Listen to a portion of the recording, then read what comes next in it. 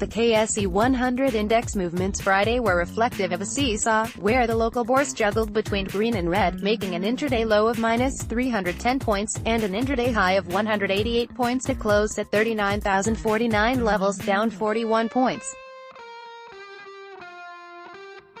Lack of participation as investors wait for the clear roadmap, but overseas Pakistani workers remitted $10,718.78 million in the first half, July to December, of FY19, showing a growth of 10% compared with $9,744.75 million received during the same period in the preceding year, said an analyst at Trust Securities.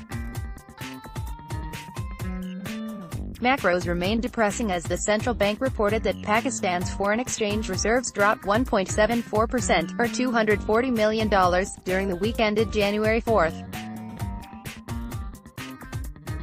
Total volume was recorded at 124 million shares, up 10% from the last session.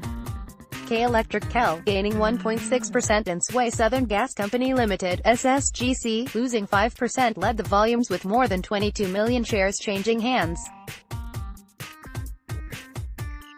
On the news front, the Pakistan Tehreek-e-Insaf (PTI) led government has decided to revise downward all the macroeconomic targets through the upcoming mini-budget, including slashing down the real gross domestic product (GDP) growth target while allowing upward revision in the budget deficit for the current financial year.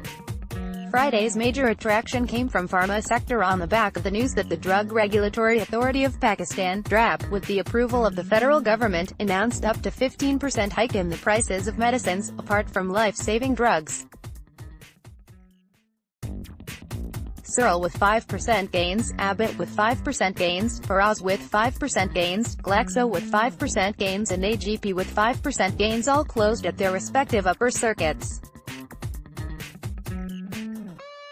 Mixed sentiments were witnessed in the banking space where Habib Bank Limited (HBL) gaining 0.7% and Bank Alpha Limited (BAFL) gaining 1.1% closed in the green zone, whereas United Bank Limited (UBL) losing 0.3% and Allied Bank Limited (ABL) losing 1.0% closed in the red zone. An equity analyst Maz Mullah expects the local equity market to remain choppy and volatile on the back of serious economic concerns. Published in Daily Times, January 12, 2019.